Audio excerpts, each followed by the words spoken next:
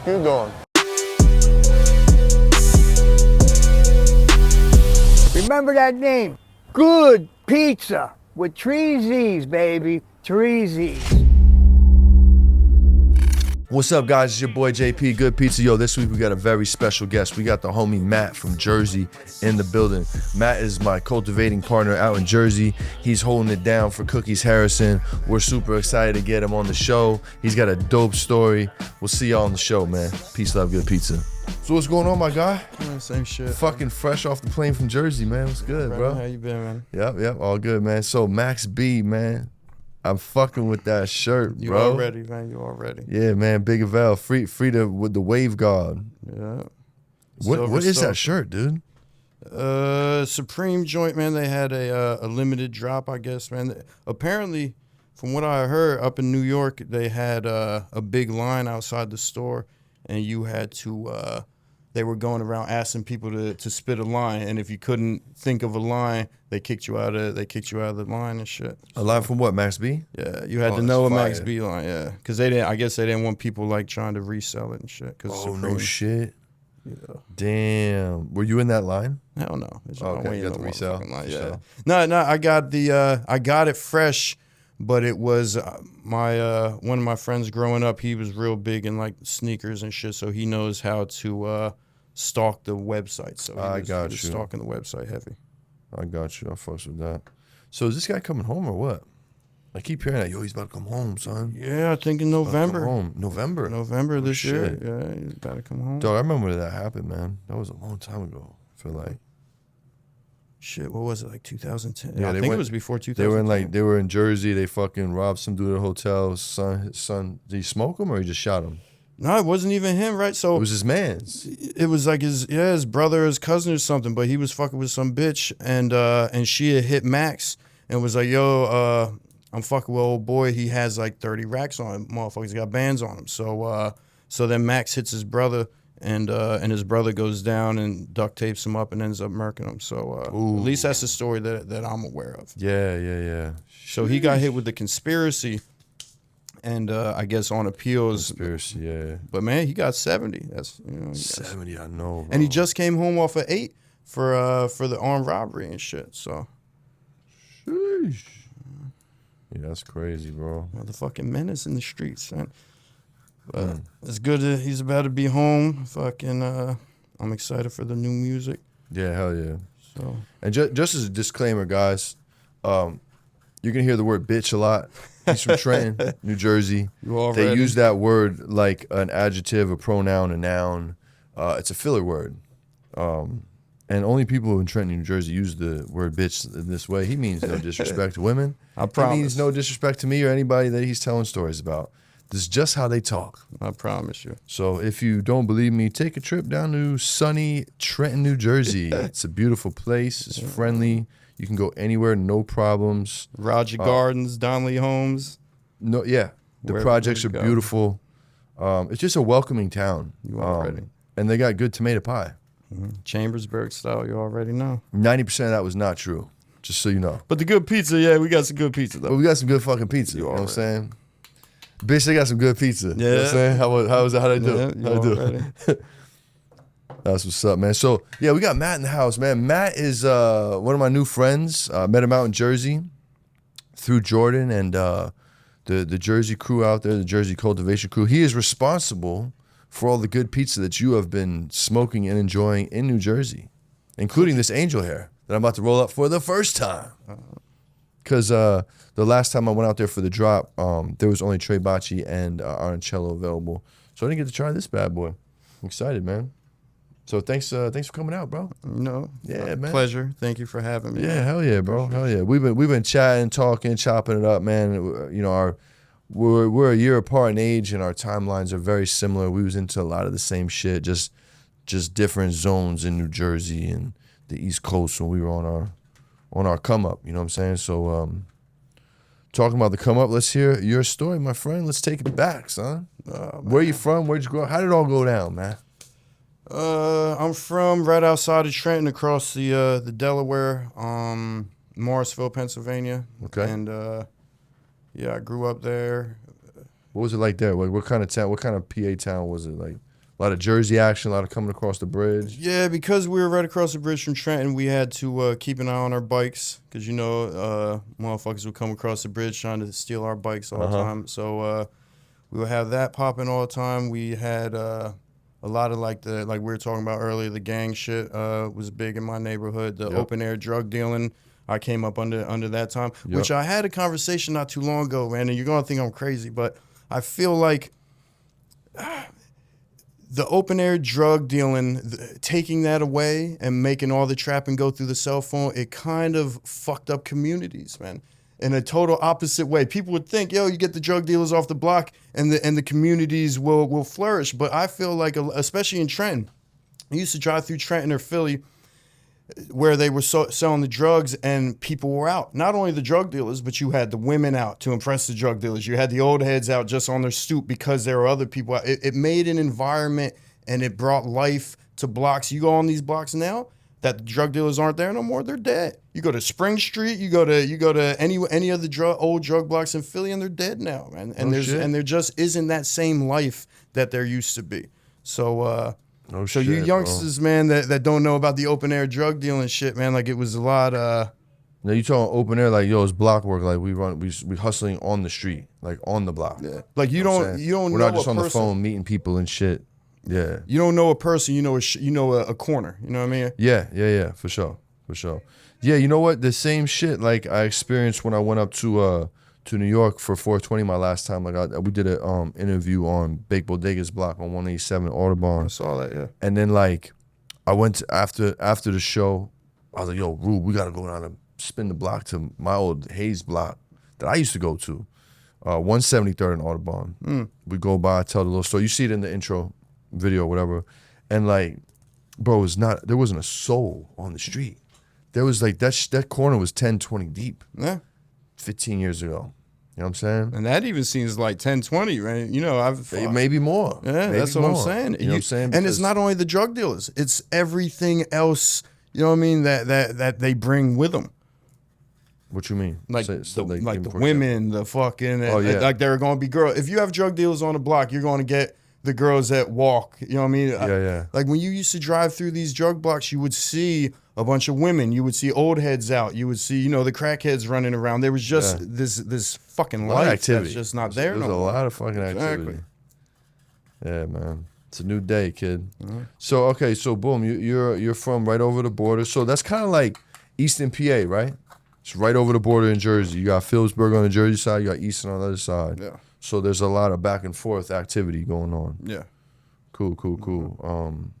I can see how the influence from Trenton would be over there. See, you know, if you're from North Jersey, you stay in the North. You're from South Jersey, you just pretty much stay South. For sure. We don't like mingle. No. You know what I'm saying? Unless you know somebody, you got a cousin down there, or there's a function. But we don't really travel too much where we're from. You know what I'm saying? Man, I was amazed going to, because now I live in North Jersey, you know what I mean?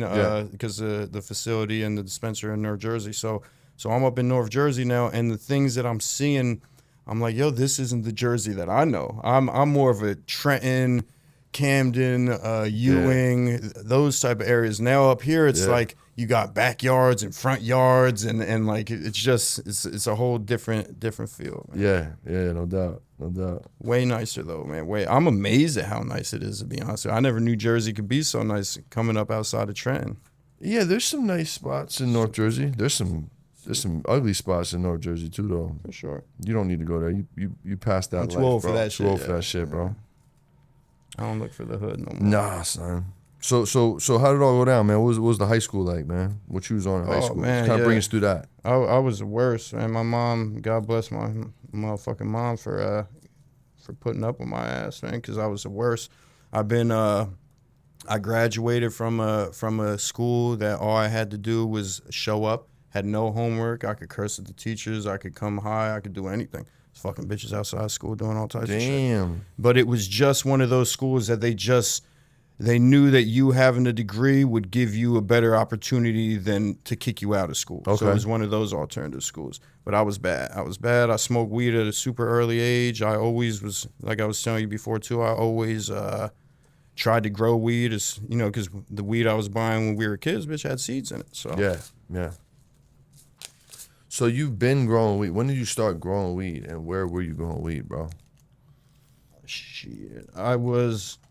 So I fucked that up. My stepdad was a correction officer. Okay. So my stepdad was a correction officer, and I used to grow the seeds and like try to put them in places. Fuck, one time I grew a plant in my sister's closet because it's like, yeah, you're going to run through my room, but you ain't going to run through hers. Yeah. You know what I mean? So I would do that. Basements, attics, my sister's room, anywhere I could put a plant, I would put it. And my mom would always defend me. My stepdad actually would try to get me locked up, but my mom would never call the cops. You know what I mean? My mom always had my back. They ended up getting a divorce. And, you know, now in retrospect, I think that a lot of that had to do with me. He was a piece of shit in other ways, like fucked the money up and shit like that. But I think a big part of their beef was her always defending me no matter what I did. Okay. But shout out to moms, man. you already. So yeah, I graduated high school, man. I got kicked out of one of the alternate because, like I said, before I found the one that graduated me, I got kicked out of like 8 schools between 11th grade and 12th grade, and the one school I got kicked out of because I was looking at weed seeds from Mark Emery back in the day. I don't know if you're familiar with Mark Emery. He was like, I know the name. The king of cannabis or Prince of Pot or some shit like that out of Canada, and he had a big seed fucking website way back in the day, and yeah, so they kicked me out because they're like, yo, a lot of these kids have drug problems, so for you to be over here looking at drugs, you're gonna fuck up their progress. Gotcha, so we gotta let you go. So they let me go, but yeah, always grew weed. I remember actually my mom, after my stepdad had left, I was telling my mom like, yo, I'm getting robbed by looking for weed. Like I smoke, it's just what I do. And she actually allowed me one time to grow in one of the rooms because she didn't know how bad it was going to smell. And then it starts stinking the fucking house up. And then my sister's friends are like, what the fuck? You know what I mean? But she let me finish. She promised me she would let me finish. She let me finish, my man. So yeah, I love my mom. I'll do anything. How old were you when that was going on, bro? Fuck, man, like 14, 15. No shit. Wow, I could always well, yeah, that and my mom, she never got high, she never drank, she was super straight edge and kind of naive to a lot of that kind of stuff. So I was able, and that's why I feel bad, man, because I was able to like manipulate that kind of shit out of her. Okay. You know what I mean? But yeah, so I was growing weed since then. Oh shit, man. That's not a normal East Coast growing story. No. 14 moms let you rock a room. That's fire, bro. That was back in the day when they still had, my first grow light was a 430 watt light. That can show my age right there, bitch. Oh, like, yeah. They don't make them no more, bitch. Yep. So what happens after high school, bro? What path did you take? Did you get a job? Did you fucking Nah. College? Like what was your plan? So no college. My mom wanted me. You know, I was selling. I was hustling. I got jammed up in like 6th grade for trying to pump oregano, man. Like I've been hustling and trying to hustle since I knew what hustling was, man, to be real with you. And so yeah, I hustled through high school, multiple different substances and shit. But and then when I got out of high school, I kept hustling. My mom wanted me to be a plumber, wanted to go to the military, all that kind of shit. I went to go enlist to the military to see what they was hitting for. And I took the tests. And I just pretty much filled in anything, right? Just fill in anything. Yeah. Old boy comes back. He sits down with me. His phone rings. It's his wife. He's like, oh, honey, I got to call you back. This guy just did amazing on the test, man. He just did amazing. So, and then he's gassing me up like, oh, man, I've never seen test results like this. So then I just got up and left because it's like, well, man, like I guessed all those answers. Full of shit. So I didn't do none of that, man. I kept hustling it. And the growing thing, you know, I've grown. So I just kept growing, man. I was renting row homes in Philadelphia after high school, renting row homes in Philly to grow there. I would grow anywhere I could fit a plant, friend's house, fucking wherever I could do it, man. I was growing. Jersey, what up? It's your boy JP, Good Pizza. Yo, everybody's been asking me, where can I get the slices in Jersey? Look no further. Peep the list. Check it out. It's right here. Pull up. Grab you a slice. Thank you for the support, Jersey. Peace, love, good pizza. We'll see y'all out there. No shit, bro. Yo, I did not like, when I moved to PA, bro, I hated row houses, dog. I never wanted to live in a row house. Because I feel like if the fucking neighbor's house catches on fire, we all fucked. That never bothered you? Well, that's why Philadelphia enacted something back in the day to make all the houses out of brick and shit, man. Because back in the day, it did happen. Burnt down almost a whole fucking that's city. why they're all brick, huh? Interesting. But, I say, hey, I still see them brick motherfuckers on fire, dog. for sure. But maybe it didn't burn the whole shit down. Burned a little slower. And it doesn't catch your neighbor's shit. Like they can catch it before it takes a whole devastates a whole block. You know what I mean? But not row homes were cool. And like I said, if you're growing, you're not trying to spend. And back in the day when I was doing it, Philly was still super fucking hood. They're gentrifying the fuck out of it now. So so the spots that I was renting before for $600-700 a month, now they're $1,800 to $2,100. So it's just not to mention that, but if you do it now and then you harvest and you try to pump that pound, you're not getting the price margins that a motherfucker used to get in 2000 fucking whenever. Yo, Philly was crazy. Back then, there was so much wet in Philly, bro. Yeah. I used to drive down blocks in Philly that all you hear is wet, wet, wet, wet, wet. Wet, wet, wet. Fucking zombie land, bro. Trent was like that. Trent was like that, too. They had Stuyvesant. They sold Sherm sticks off Stuyvesant heavy. Philly, you could get it in multiple different forms. You went to Philly, you could get a dippy right on the block, bro. Yeah. They'll dip it for you. Or you could get the mint leaves. Exactly. Yeah. Ooh, God. Those, put them in a blunt. Woo, have your shit rocking, boy. I didn't like dust, bro. I hated it. Short stint with that, dude. I smoked it a couple times. I'm like, dog, how do people...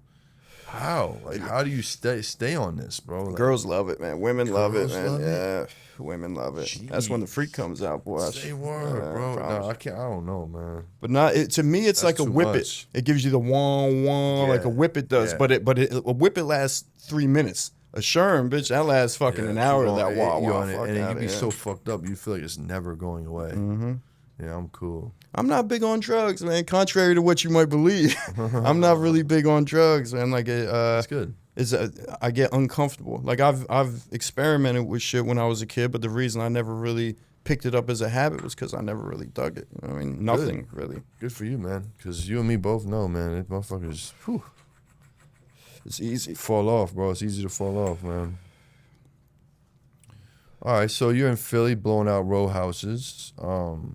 You know, how long does that go on for? And when did you, because you have a California chapter we're about to hear about. Yeah. So how long did you do that? And then how the fuck do you end up in California? So when I'm in Philly, I put down the other stuff and I pretty much just start focusing on the weed shit more. Okay. Like I still fuck with, whatever. So, yeah. But it's mostly weed now. And then I link up with one of my buddy's girlfriends. She knows people in Cali that are trimming, and she knows farmers in Cali. So I've seen this movie before. Yeah, so I go out there. I get up with old boy that I'm buying weed. Me and him are cool, but I buy weed off him. So I'm like, listen, I got to connect in Cali. Apparently, I'm flying out there. What's good? So I fly out there, maybe nothing heavy, just like 10 stacks. But in retrospect, to take 10 racks. The way I did, I flew with it over there. And like I said, this was 2010, 2011. This was before motherfuckers watching are probably like, oh, I do that all the time. Bitch, that's a different time. You know what I mean? So with me, I was doing it 2010-ish, around that time. And the way I did it, I went out there, got in a rental car. I didn't even get my own rental car. I got a rental car with the guys that this girl knew. With this money, they could have took me anywhere, bitch, and robbed me easy, like no beef. But they didn't. They took me to a farmer in Oroville. Shout out to old head Ron, and that was in Berry Creek, right outside of Oroville. Jordan knows this spot because it's right where he grew up at. And yeah, I was buying pounds for $1,600. I was selling them back home for over $4,000. You know what I mean? That's where I came up. Oh yeah. And then as I'm doing my thing in Philly, man, Philly has this crazy fucking law with smelling like weed and driving. So they were pulling me over and jamming me up for weed DUIs, man, which is just like an alcohol DUI. So I'm doing little bids over that shit, paying a bunch of money, losing my license over that shit. The last time they wanted to take my license for 5 years, and my lawyer had told me, you know, if you get your license in Cali before they suspend your license in Pennsylvania, then you know they don't keep tabs on that shit. Okay. So I got my license in Cali, and then I moved to California just because a motherfucker can't live 5 years without a license. That's a fact. And I was already doing it, my man. I was flying to Cali 3 times a month, two to 3 times a month. So yeah, to me it was like, fuck it, man. And you know, it was getting kind of toxic out there. I was starting to get too much money, and the area I grew up at, man, you can't really be getting a bunch of money around a bunch of motherfuckers that ain't getting money and expect to be fly. You know what I mean? That's a fact. That's when the wolves. Yeah. The wolves come out. Get your ass. Bitch, I been got, man. Don't get it fucked up, man. I been got, so I know what being got's about. So I dipped from there, went to Cali, packed up my dog, and drove to California. Settled in Santa Cruz. Like I was telling you before, I went broke in Santa Cruz. How'd you go broke in Santa Cruz, bro? Man, I just started taking losses, man. Shit wasn't as sweet as it used to be, man. Yeah. I was doing the same thing with a couple ingredients changed because they had to be changed from circumstances that I couldn't fuck with. Sure. So I kept trying to do the same thing with those different circumstances, and the shit just wasn't working. So all that money I made from doing what I was doing in Philly, I kind of went dead popped. So my aunt, my great aunt, she fucking before she passed away, she let me borrow $8,000, and I bubbled that. Yeah, God bless. But and I bubbled that to what I'm doing. But so when I was in Cali, right, the first like 6 to 8 months, I am just making money, getting it how I lived when I was doing it in Philly. You know what I mean? Sure. But I always grew. I knew how to grow. I always grew. I grew DWC, NFT, fucking, my man, any way, soil, any way a motherfucker could try to grow, I tried to grow it. Did you have any mentors for growing, or you just kind of figured it all out yourself? Nah, it was now I had like motherfuckers on the forums that I looked up to a little bit. Like Ivan, when he would God bless you. He was when I was following Ivan a little bit, he was Jack May Offer on like on the Icy Mag or some shit. Cannabis World and Overgrow before they shut them down. So I was heavy there. That's when all the good growers, the big growers, like, you know, Subcool, Bog, fucking Ivan, a ton of grow. You could get a ton of information back in the day on forums. You go to the forums now, and it's all like a lot of misinformation. You know what I mean? Like it's shit that will have you chasing your tail. And to me, I'll look at shit nowadays on the internet, and a lot of it is shit that I don't agree with.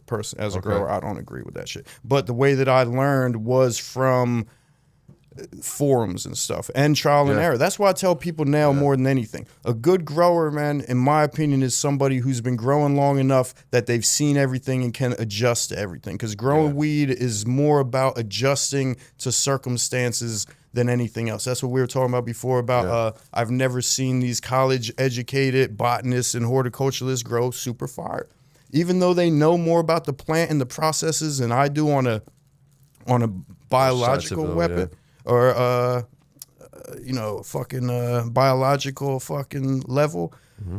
You don't have the experience, man. And weed is funny, man, and you really have to understand what it wants, when it wants it, and how it wants it, man. And you don't understand that without doing it and seeing how it responds and how it how it reacts to what you're doing. Yeah, no doubt. So my fault, I cut you off. I was asking if you had a mentor. So yeah, you were growing. You always were growing. You're in Santa Cruz. Santa Cruz? I was in Santa Cruz. Fuck the money up. Continue. When I was in Santa Cruz, fuck the money up. So Santa Cruz is expensive, bitch. I'm right on the motherfucking beach, dog park right out front of my crib, bitch. So I was spending a lot of money, go broke. So I dip out of Santa Cruz. It wasn't conducive to the hustle anyway. Because Santa Cruz, laid back, chill, sleepy surfer town, and they have motherfuckers that grow weed. They do, for sure. But you're not getting the prices and the variety as if you're going up to Mendo, Humboldt, Shasta, those type of spots. So just to get out of Santa Cruz, I don't know if you ever been. You got to go up that big ass mountain. Was it 17 or the 7? Through the woods and shit. Exactly, and that sucks, man. That shit sucks, especially when there's like a accident or something. I had to do that all the time to get money.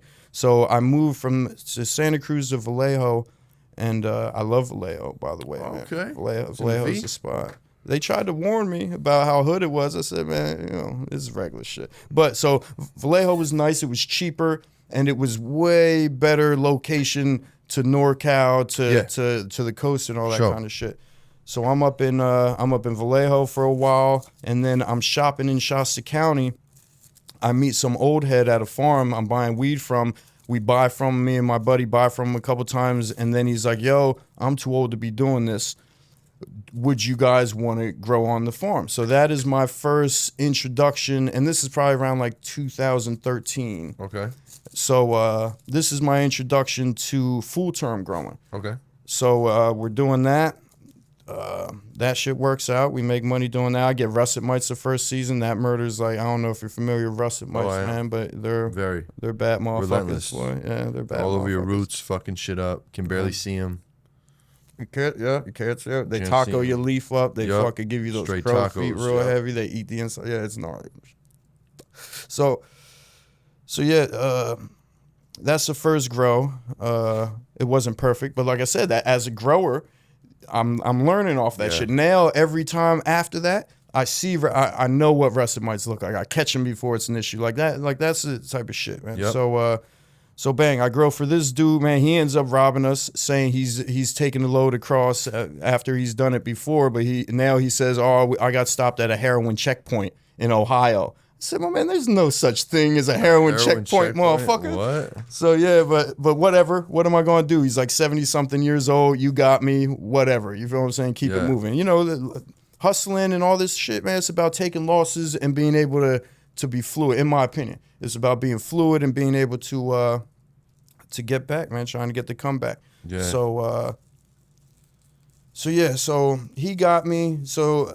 But the good thing is I was in Shasta County now, and this was back in the day where everybody had 99s in their backyard. Yep. Everybody had 99ers in their backyard. Yep. So because I was farming up there, I met other farmers. I knew other motherfuckers up there. So when he got me, I said, all right, fuck you. And I just started. Who was it? One of his buddies, actually, some fat ass Mormon dude, man. He let me grow in his backyard. And yeah, so I was growing in his backyard. But dig this, at the other spot, I was growing depths. This was before depths were really popular. They were so uncommon. The cops came, right? The cops came to the farm and they took videos of my depth setup, and they didn't even cut my shit. They just took videos of it and asked me a ton of questions about it. I thought they were going to come back and cut us. Yo, they didn't even cut us, my man. I put them D to the whole depth. The cops in Shasta County know about motherfucking depths because of me, man. But not fully because of me, but you know, I had a little something to do with it. Right. So yeah, fucking then from Shasta County, they start tightening up. They start clamping down on the 99s. They don't let a bitch do it no more. So then I jumped to Trinity County. I'm growing 4 motherfuckers in Trinity County. It's not my own property there. Grow for them a little bit. Then I get my own property out there, down the street. Start growing outdoor, light depth. And then I got other warehouses in Shasta County, so I'm doing indoor too. I do a little bit of everything. And yeah. And then what happened in Trinity County? So Trinity County, they all went legal. The weed game went to shit because the price of pounds went from, $1,000 a pound for full term to fucking nothing. And so I stopped doing that because the juice wasn't worth the squeeze.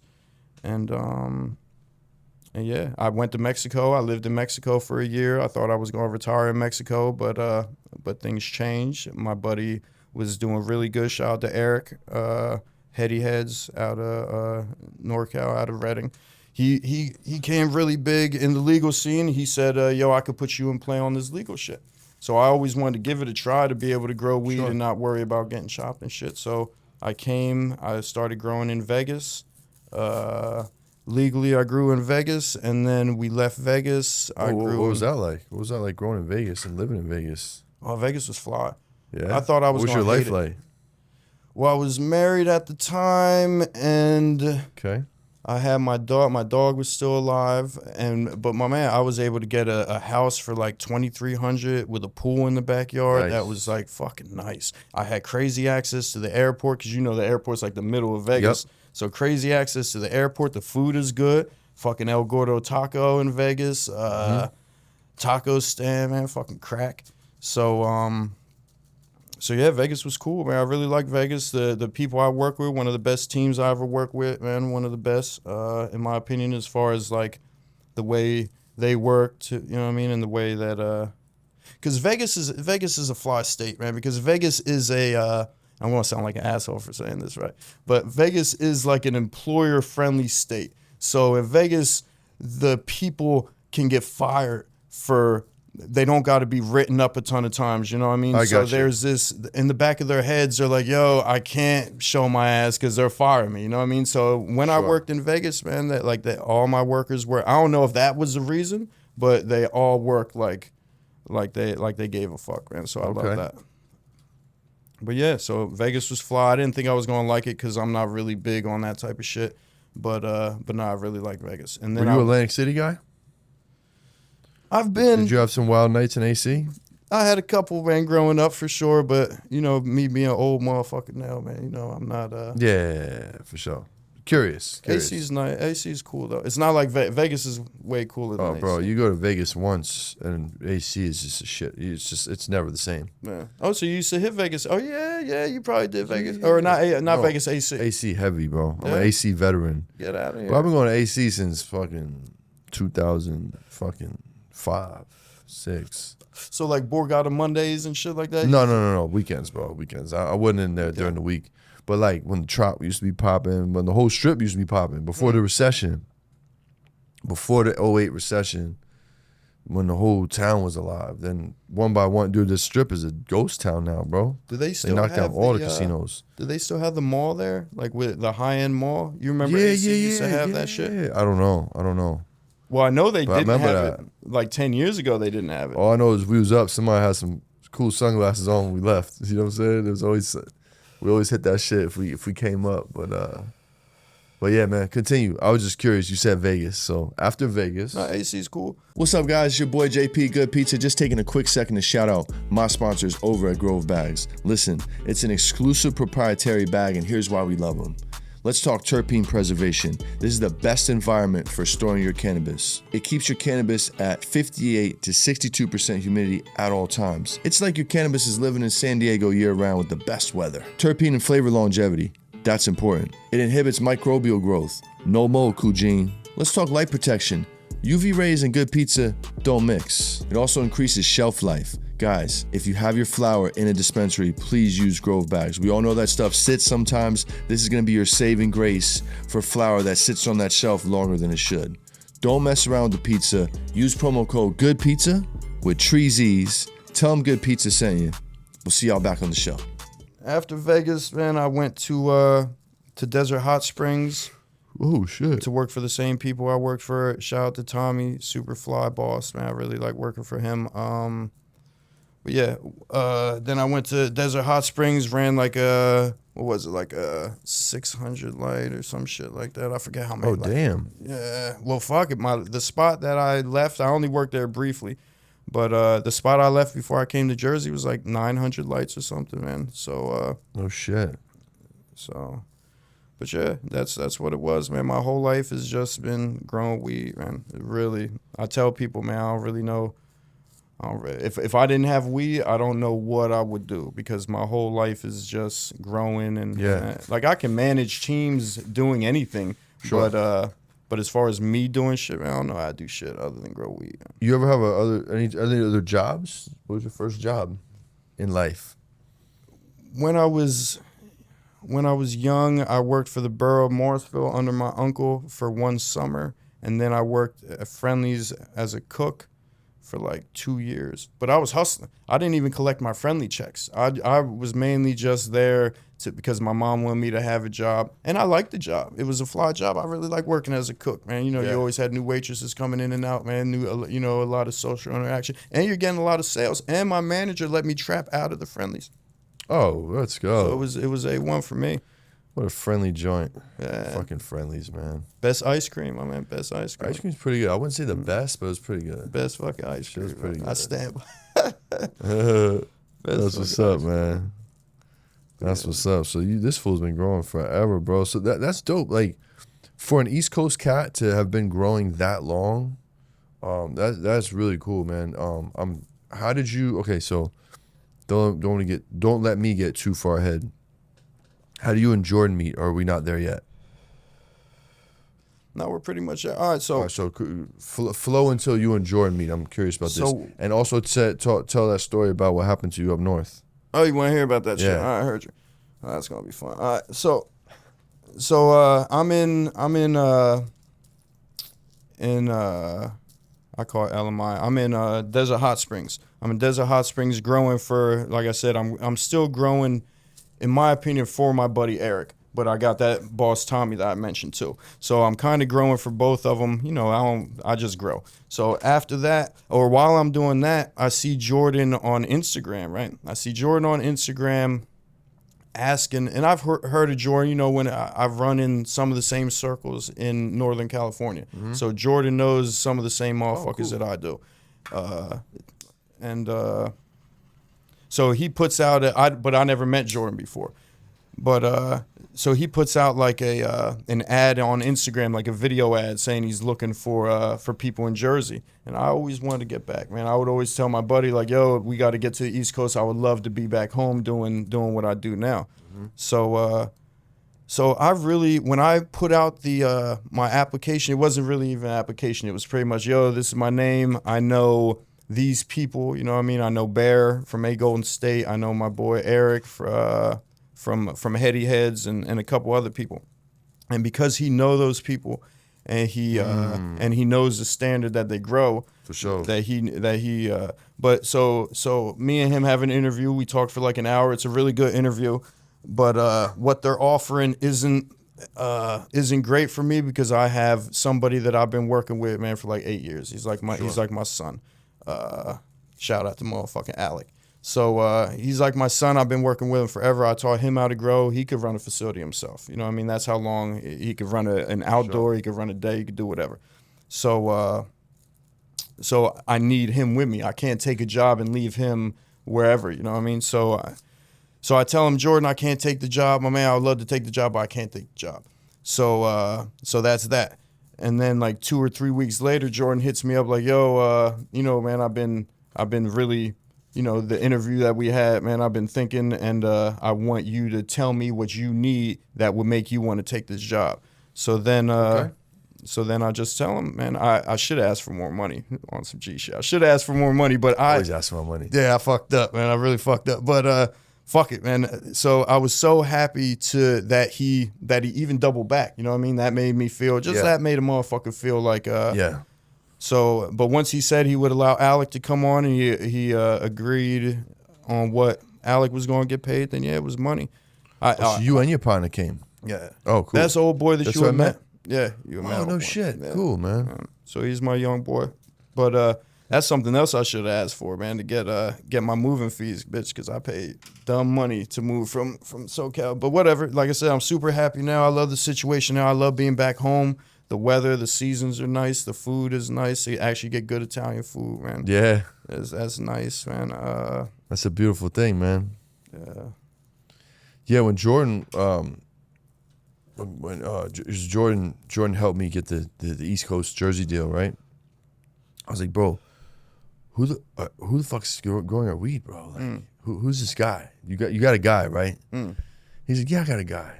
He's all right. He says motherfucker a lot. Yeah. But that's his only issue. Yeah. I'm like, okay, well that's fucking pretty regular for our side. Exactly. And then yeah, man, and then seeing things transpire and like going out there for the first time for the first good pizza drop and keeping my expectations super fucking low because, even if you're a guy that knocks him out of the park, it's first run. Yeah.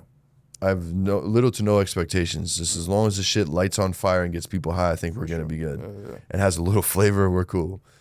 But I got the weed and it fucking blew. It was good, bro. It smoked, bro. I hit Jordan. I did a side by side with the two. the Arancello and the Tre Bacci. I hit Jordan. I'm like, bro, we got some winners here, dog. This is a fucking. I would have passed these in the California rec market. I saw dude. that message actually. Yeah. I would have passed these, bro. This is great, dude. Cause I was like, my people was like, yo, so what's up? Is it smoking? I don't know, man. I ain't smoking yet, bro. Like, I was like, look, I put it to you like this, man. Whoever's fucking with us in Jersey and like knows about our brand, we're either gonna get big ups on Sunday morning or we're gonna wake up and get flamed on Sunday. And it was the A. You know what I'm saying? Everybody was like, yo, I fuck with this shit, bro. Awesome. You know what I mean? One dude says the best weed smoked in 10 years. I'm like, let's go, bro. Hell yeah. So that's dope, man. That's dope that you guys fucking. With the Jersey market, man, it's funny. I feel like they Yeah, tell us about it. Tell us a little bit about it, man. Tell the people. My opinion on the Jersey market, man, is they just they do it for like a niche market, and I feel like there's not enough. Heads.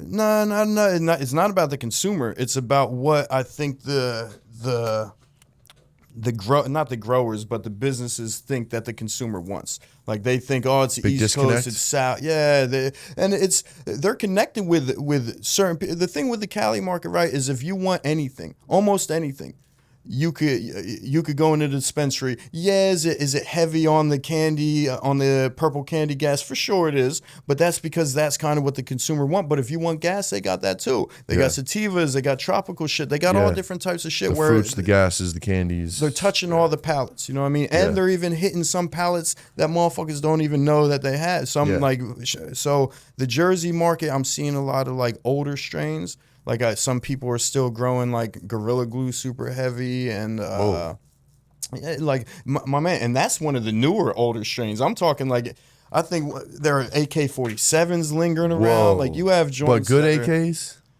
And I don't know. I don't know if there really is a good AK. Like listen, I've grown White Russian before as a kid, and it was good back then. But there was nothing to compare it to, man. That was one of my favorite strains at one point. What, AK? Yeah. I had some crazy batches of that, but like, what was I smoking it next to? Some Beasters? That's what I'm saying. You know what I'm saying? So sure. of course it was insane. I haven't seen it since. You know what I mean? Like now, Piff to me is different. Me and you, when we talked at the Piff, thing, son. I don't think that's nostalgia. My man, that's not nostalgia. When people stop, weed smokers stop and say, yo, what are you smoking? That, because it smells like church. That is different. That's not nostalgia. That's facts of shit that used to happen to me. It doesn't happen to me no more. You know what I mean? Like that doesn't happen. Piff was different. Piff was just different. It was nothing like it. Yeah. It was nothing like it, bro. It's a little watery now. You know, I don't think I've had one batch of straight crack. You know, we used to call it straight crack. Or who got that? We used to call it PD too, like PD crack. Yo, who got that PD? Who got that crack? And yo, bro, it's just it ain't it, man. And shout out to I believe it's a Jersey boy too, man. My fault, bro. I forget what your brand is, but all I know it was some Piff in like it was in a jar. It had like a devil on the top, bro. My boy that got it for me. I was like, yo, just take half of it, man. Smoke some. He's like, bro, I'm not opening this. I feel like something's gonna come out of this and snatch my soul. Like it was like an evil looking jar, bro. It was a devil on the top. Yeah. So he didn't smoke it, whatever. But when I got it, it fucking blew, son. It was some AAA straight black. It was black work. It was like 1/8 Was it the green 1/7 shit, the brown shit? No, it was greener, darker. Darker. The darker one. You know what I'm saying? Because my man, and that's why I used to tell motherfuckers too. Piff was so crazy because it could be brown, it could be green, it could be flat as a motherfucker. Flat motherfuckers. Super flat. You know why I was flat? Because it was sitting in a dub sack in somebody's fifth pocket or their nuts or their fucking pocket. Like, we didn't care for weed like we care for it now. We weren't thinking about heat. We wasn't thinking about humidity. We weren't thinking about none of that shit. For sure. But the structure was different. Like, it was stringy. You could. That's what I mean. Stringy. So that's why it could flatten out easier because it just didn't have that structure to it. It wasn't dense like that. You know what I mean? Right. But I've also had Piff that had more of this type of structure, more like a full structure. That's what I mean. Piff is kind of like OG. you could have OG look in multiple different kinds of ways. As long as it smells like OG, then it's OG. It's not a look thing. You feel what I'm saying? So Piff was, to me, as a kid growing up, that was so crazy because I'm selling beasters and shit. I'm selling beasters and mid and like Zona and that kind of shit. Zona, oh my God. Man, I'll bring you all the way back, baby. What are you talking about? Son. Holy shit. You already know, man. That's the first time Jersey seen $50 ounces, bro. Zona. $100, $50 ounces. $1,100, $1,200 yeah, bro. $1,100, $1,200 a pound. Yeah, we used to get them from East Orange, bro. My man Step Pops would bring us to get them. And my man used to fight his Step Pops, so he wouldn't serve him. So I had to get his bread, go to the hood, take Step Pops to the other hood in East Orange, get the fucking issue. You ain't getting that shit for Sean, right? Nah, son, nah, bro. Just for the Zona, huh? All that for those middies. Missions, bro. And guys, Arizona, for all the youngsters, it was some good Mexican weed that used to come through Arizona into our country and then get dispersed throughout the country, and we would call it Airy, Arizona, or Zona. Yeah, you know what I'm saying? To me, it was like lime green. Yeah, with the red hairs and seeds though. And that's why you would specify Zona. You wouldn't say, "Hey, this is some Reggie." No, it's Zona. This is Zona. That was before mids was really heavy. It was a say step mids, up from dirt. Zona. It was a step up from dirt. It was way under the goods. Exactly. It wasn't goods, but it was respectable. We were all smoking Dutchies back then anyway, so it didn't really fucking matter. Yeah, you know what I'm saying? For sure. The vanilla Dutchies, yeah. Vanilla Dutchies all day. Oh, and that's with the West Coast too. These motherfuckers. Oh, sorry. It's all good, bro. People out here, they still smoke on the Good Piece podcast. Yeah, but I didn't want to sound aggressive towards California people. Because like I said, I lived here for so long. Yeah. But it always amazed me how they're still smoking Swisher Sweets. Like, I used to smoke Philly Blunts when I was a kid. Oh, that's a fact, bro. But then once I found something better, I used something better. How the fuck are y'all still smoking Swishers and White Owls and stuff? Straight like, that's lace, crazy, bro. I was just in a cypher 2 days ago, and my man was smoking a Swish, bro. Yeah, that to me is crazy. It's disgusting. It's bad, disgusting. Bro. It's bad. Man. I do white paper, man. I don't even do Dutches no more. I don't even think I could do a Dutch. Hell no, bro. I can't, man. I wonder how Piff would taste out of a joint. It sucks. Do you think so? I know so. It sucks. So it has to be in a Dutch. Bro, every time I go to New York, somebody's giving me Piff. In a joint. 100p. Yeah. Somebody's giving me some Piff because I'm always like, where's it at? You know, and they want to show me, and I will happily receive it. But you smoking a joint is not the fucking same. No, hold on. Time out. Let me take a time out. Okay. I always fuck the grower up. I always forget who it is. So my man Tacho smokes. He's from your area, Trenton. Heard it. His grower? No. Oh, okay. But his man's grew some Piff. Or no, it was some like African haze or some shit. It was like straight like Piff. Sativa show. We smoked it in a joint and it was fucking amazing. It was amazing. It was like, oh, this is straight Piff. Holy shit. And that was the only time I really enjoyed it in a joint. So when I get it now, I'll roll a joint. This sucks. And then I'll get a Dutch. I'll hunt a Dutch down, and I'll roll like a real, you know what I mean, as fat as I can, but a shorty. Oh, okay. So it's like there's a lot of weed in there. We used to roll them skinnies, you know what I'm saying? A Piffer, That's why I mean, 0.7 dubs and shit, bro. For 20, 0.7 for the dub, bitch. Don't get fucked up. It's a $20 pinner you're fucking with. Yeah. And it's just not the same without Dutch, bro. I like drink some alcohol too, because I don't really do tobacco products unless I'm drinking. You know some brown, like some yak or something? Some yak. You know what I mean? Just make it official. Let's drink some yak. Bring it back to the 90s on the do shit right. Yeah. You know what I'm saying? But yeah, man, this shit is crazy, bro. Fucking Piff, man. Sorry, I totally threw you off your story. When you said Zona, I lost my mind, bro. Nah, fuck, man. Zona, the kind bud, beasters, whatever fuck you want to call it, that shit was miserable. Made a couple dollars off of that, man. That wet ass. And what you were talking about before, or last night, or my phone, last night rather, was the good batches of beasters, right? Good batches of beasters, in my opinion, were more based on the drying process. I would get a good batch when it wasn't wet as fuck. A pound that looked like it was a quarter pound because of how juiced up it was, man. So, but motherfuckers were making money off of water, bro. Oh, for sure. Straight water weight. Well, Jay-Z said it, man. To achieve my goal quicker, served all my weight wet, man. All my weight wet. But he was talking about crack. Yeah, but that's still... But same concept. Same shit. He's selling water. Can't bag yet because it's still wet. Yeah. But when it dry, I'm bagging 5 at a time. You feel me? There you go. Yeah, but I used to, you know, I played that game too. I understand. Like, you got to put that shit on the paper towel, let it chill. But selling water. Put a little fan on, you know what I'm saying? Get that shit. Let them cracks dry out. You feel me? On paper towel, I always used to. I used to put on dollar bills on the fan because that shit wouldn't stick the same way. Oh yeah. But I was more of a soft motherfucker than a hard motherfucker. Yeah, for sure.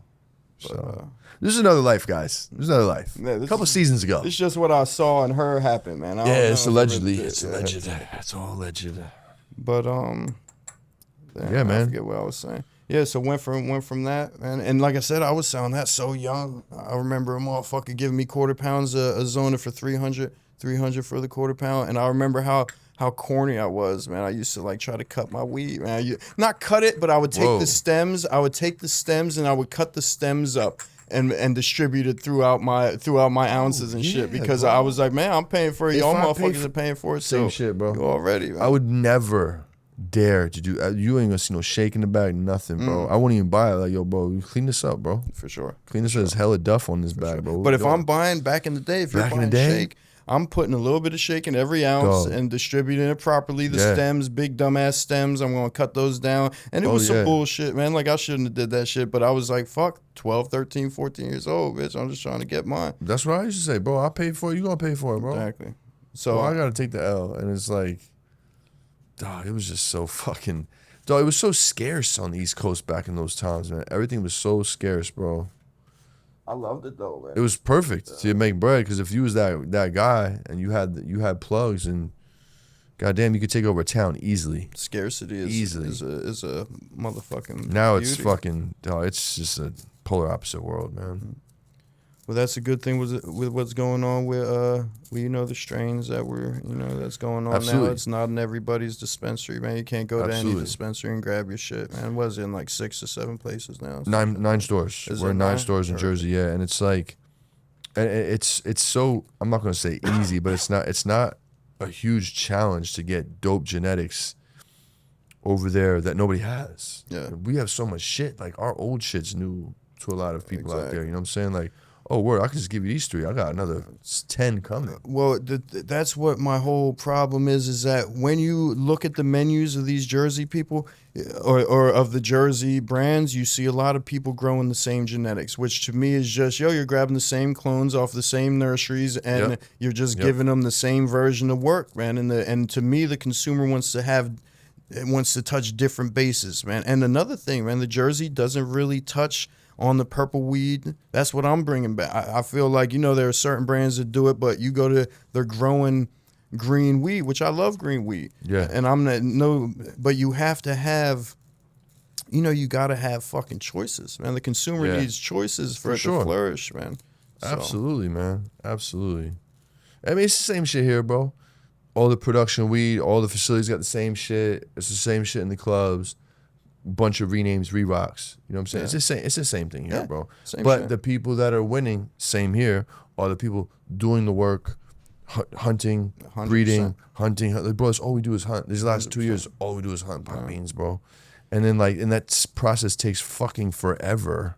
So you always have to stay doing it. You know what I'm saying? None of the stuff that you're going to see us growing is going to be the super hype strains here. You're never going to see us roll out just an LCG. You know what I mean? No. Like we're always going to put a different twist on it. So we're not just repackaging what's going on in Cali and thinking it's going to work in Jersey. We're still tailoring it to the Jersey consumer.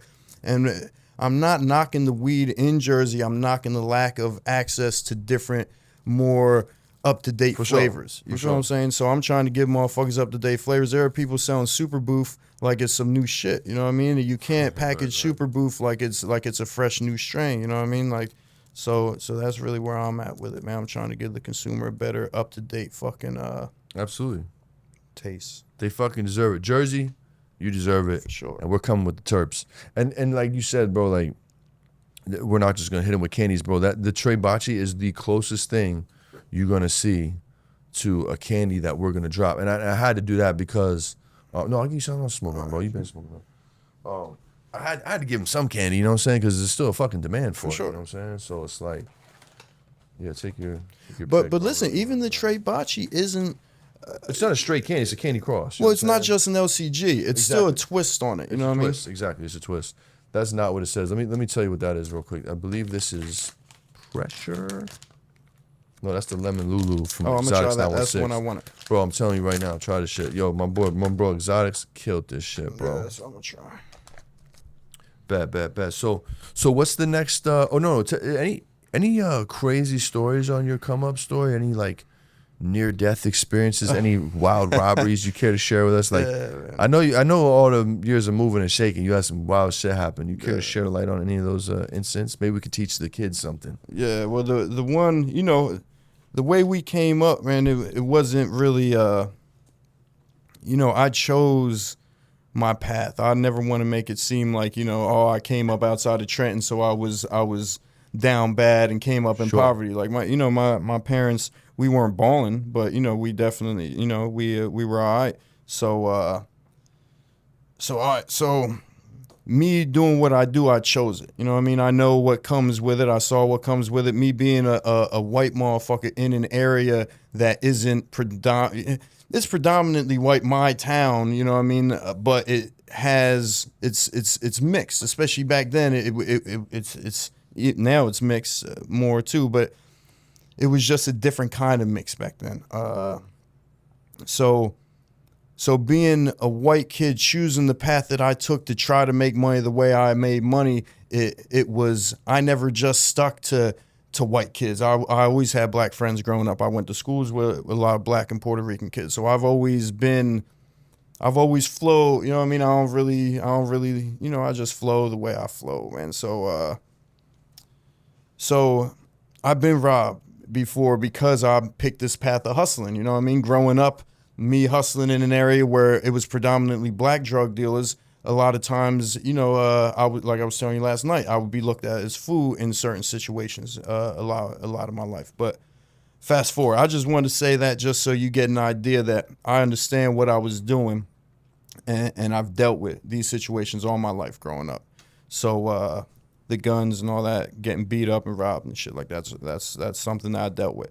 So when I went to Cali, it was different out here. It wasn't as aggressive, you know what I mean? It wasn't as dangerous as it felt. And the fucked up, and this is why I used to say to my friends, man, I used to be like, yo, we got motherfuckers getting killed for $500 to $1,000 back home. You get shot for a pair of shoes back home. You got people out here in Humboldt and Shasta that have $1 million worth of weed that just let people from the street come in and smell all this weed. I'm like, yo, if my friend, if people that I grew up with had even a fucking hint that this shit was going on, it would be a whole different world up here.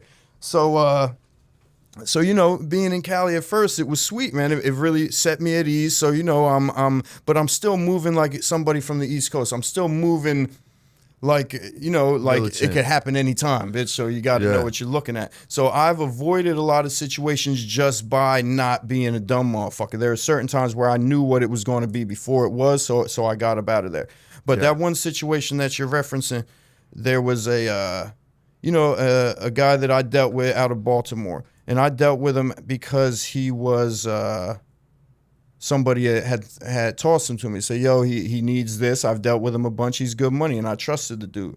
So and he hustled. So I said, oh, I heard you. So I started serving this guy. Served him by himself. He came up 5, 6, 7 times.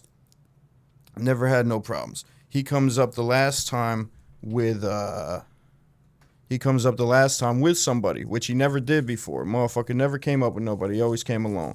So already I'm like, oh, this isn't good. But because I've served him so much and because the reference, you know what I mean, it's good money. It's all good. Right. So long story short, we end up, I end up going to serve him, like, you know, I end up serving him. Nothing heavy, man. Something light. But little 20? Yeah, like something 20, like 25, something like that. So he hops in the front seat. The other dude hops in the back seat. As he's hopping in the back seat, we can move that fan. That's just making a motherfucker shake like a bitch. That shit's chilling the motherfucker out. But he hops in the back seat. Yeah, my fault. You good? So yeah, he hops in the back seat, and as I'm leaning over to talk to him to say, yo, I don't want to, because, you know, growing up, you don't serve nobody with somebody in the back seat. Bitch, fuck that. So as I'm telling the dude, as I'm about to tell him, I feel, because it's wintertime. So he snatches my hood and pulls me back. So and then he puts the strap to me. Pause. But yeah, so you know, I knew what it was. I've been robbed before. Like I said, I've been robbed before. So my first instinct is, all right, the bag's right there. It's in the back seat. You see it, motherfucker. Take the bag. See you later.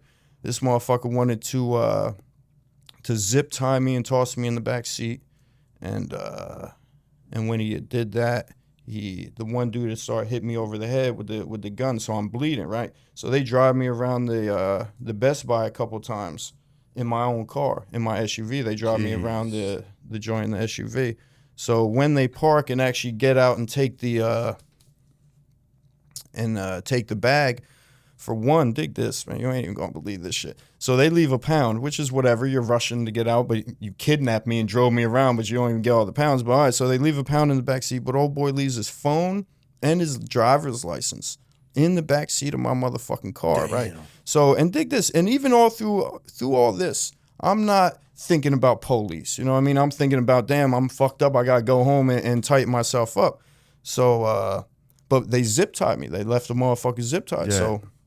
So I roll out of the car. I hop over in front of the Best Buy. I hop over, tell somebody to cut the zip ties off me, and they call the police. So the police come and, you know, they do their whole police thing. Yeah.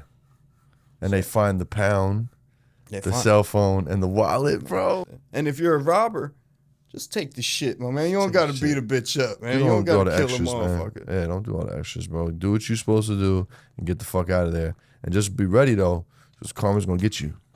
Karma's going to come back for you. As it should. Yeah, man. For real. So what's the next 5-10 years look like for you, dog? What's on the horizon? Shit, hoping to just keep growing weed, man, have a stable job. That's the problem with the industry now, man. No matter how good you do what you do, I feel like people say there's always going to be a place for you. But, you know, what I used to do when I was legally growing in Vegas and in Southern California was I wasn't just a grower. I was a grower that took over what my boss actually, my man Eric did. He took over grows that were failing and he made them profitable. Okay. So that's essentially what I did. Okay. He put me in a grow that wasn't making money and said, make this money. So my whole introduction to the legal market is failing grows. Okay. And being in California, you see a lot of failing grows, especially down in the desert. You see a lot of fucking failing grows, man. So yeah, man, it's fucking... Just keep growing weed, bro. Yeah. Sound like you're on the right path. I feel like it's taking you this far into your 40s. Not to throw your age out there, but, you know, I said he was a year apart from me, and I always say my age. But yeah, man, like, I feel like just keep going, bro. Like, it served you this far. Yeah, but now you're doing it legally, and it's good, man. I would love to keep doing it, but like I said, to me, I'm always going to keep growing weed, regardless if I'm getting paid for it or not. Sure. But I just don't know how long the industry, because, you know, man, if they make it federally legal, like they're doing it in Germany, they're not German growers making that money. It's Canadian growers that are importing that weed. So if they make weed federally legal, they don't need 10,000 growers. You know what I mean? They need, 1,000 growers to grow all over the world, yeah. You know what I mean? So all that they really got to do, in my opinion, I hope I'm wrong, but I could be wrong. But in my opinion, if they make it fully federally legal, then I'm out of a gig, man. So I'm gonna do it till the wheels fall off, man. That's right. That's what, you know. That's right. So, what do you feel about the current state of the game right now, bro? You know, I came up where you can make big money, man. So to me, to watch these young motherfuckers come up without hustling being an option, and that's in any hustle. Like, that's in any type of, now they could hustle their YouTubes or their Instagrams and shit like that, which is cool. That's a good hustle, my man. But I just feel like to not have that other hustle to fall back on, man, like it's rough, man. It's scary. I'd be scared to be a kid now because I was scared as a kid. So it must be even more scary to know that I can't even be a drug dealer no. I can't even be a drug dealer no more. Yes and no. Yes and no. Because I know some young boys, bro, that are running bags up, man, and they're fucking, you know, it is the plug. I call it the Insta-trapping era where plug hopping's acceptable. It's a regular thing. You just hop in a DM. You go to the event with a pile of money. You go meet the owner. Like, yo, what's up? I got pulled up. Like, my money's good. I'll buy a couple pounds at the event. Yeah, it's great. Yeah. Let me clear your table. Yeah. You know what I'm saying? Do that whole. And I've seen this before because some of these guys used to be my customer, and now they cut me and they go to all my guys. And it's what it like. I used to get mad about it. I still kind of am mad about it, just because the era I'm from, and I don't respect that shit. Yeah. But it's like. It's part of the game now, and it is what it is. And don't hate the player, hate the game, right? Yeah. I say that to say this: these motherfuckers are just running up bags, bro. Yeah. If you know how to move, and you got good TP, and you got some bread, and you got a cool operation back home, there's still money to be made. That's not everybody. It's not everybody. And that's my thing. I'm not saying that there's no money to be made. I'm just saying that in the general, money isn't spread for the most part, like it was back in the day, man. You could be. What drug you want to make money off? You know what I mean? Where you want to? You know what I mean? Now it's not the same, man. Because the excessive, what you had said before, you're from an era where if people jump you to get to your connect, that's disrespectful. There's major consequences, bro. Which there should be. I came up from that same era. Motherfuckers don't just give numbers out for free for nothing. No, you paid for plugs, bro. Exactly. I remember motherfuckers used to pay for people's pager. Oh, I'm going to do some time, bitch. Let me buy your pager off you. So that's the era that I came up off of. So to me, it's different, but. The accessibility is what changed. People are so accessible now. Oh, you don't want to get? Well, I'll go on Telegram or Instagram, and I'll find these people. Like, man, I could get rosin shipped from anywhere. You know what I mean? Oh, there's a good rosin maker in Texas. Let me hit him up on the DMs and have him send me a bucket. You know what I mean? So that's a fact, man. That's a good thing. And it's a bad thing. It's a good thing for a consumer, for sure. But a career hustler like that's used to getting in a certain way, bro.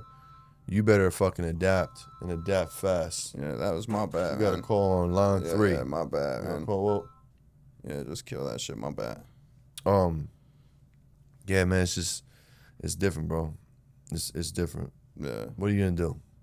It's like the great Tony Soprano used to say. Yeah. What are you gonna do? Yeah. Well, I mean, there's nothing you got to be water, and that's what I mean. Be water. That's why growers. Or like the great Bruce Lee used to say. Oh, see, there you go. Exactly. But that's why a grower. I feel like that's why this industry has survived as long as it did, because the good growers are water. Because growing by nature is to be water. Yeah. There's always something, a dehum going out, a hermy happening. You know what I mean? There's always something going on. So you have to be flexible. I mean, cops shut down the spot, got to replant.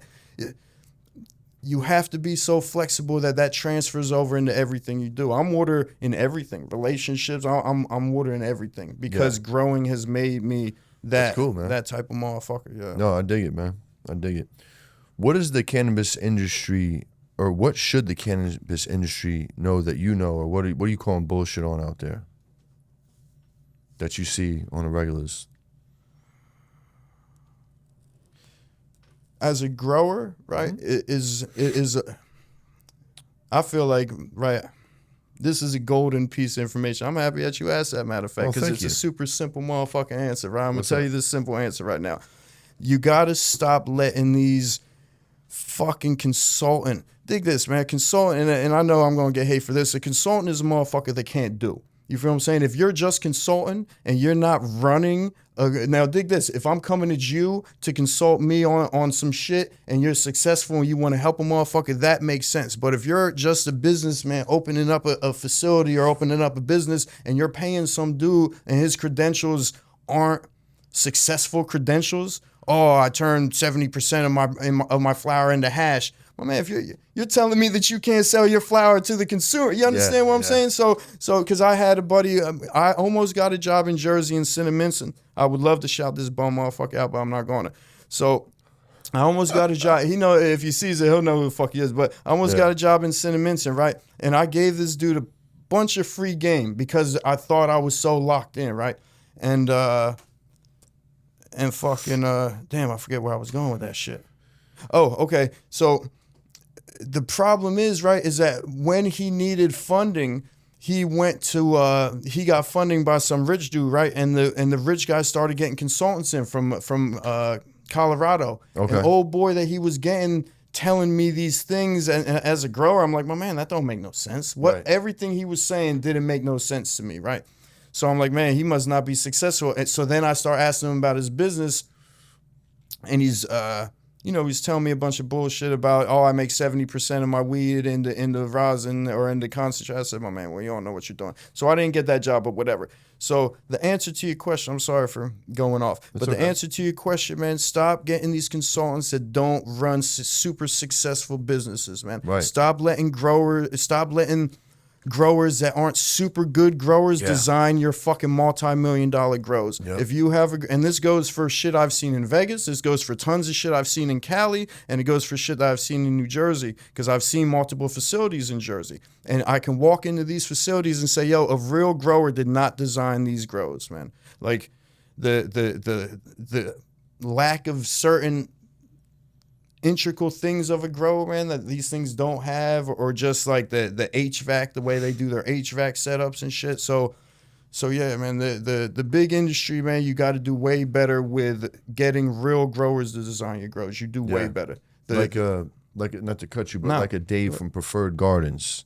For sure. Tried and true. For sure. Hometown hero, known for crushing on many scales. For sure. Mixed light, indoor, et cetera, like. And I see him going out, and we've had conversations about him going to do consulting in the bags he's getting from that, and he fucking deserves those bags because he can turn your facility into something that actually works. Exactly. It might cost you a couple fazos, but he might give you some information, some information you might not want to hear, but because it's gonna cost you. For sure. Man. But like, bro, you know, check the fruit, man. Does he eat his own tacos? Check the fruit that the tree bears. You know what I'm saying? Yeah.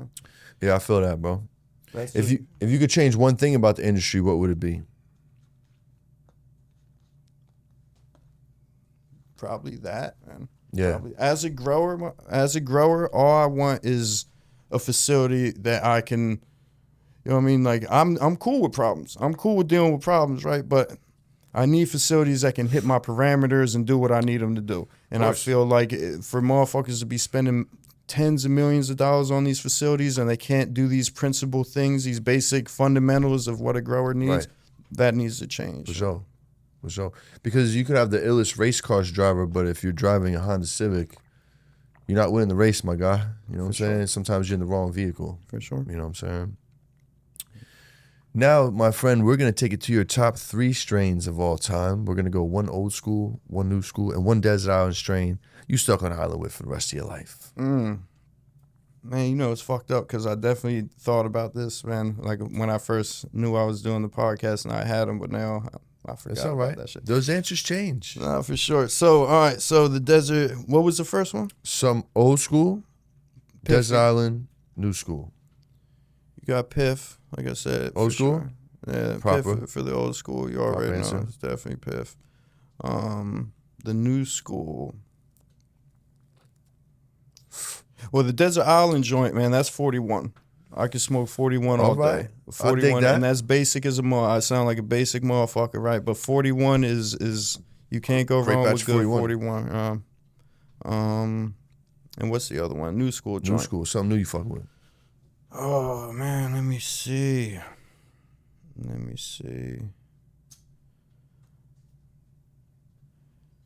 Man, motherfuckers love the blueberry caviar out of the small batch cookie shit that we're doing now.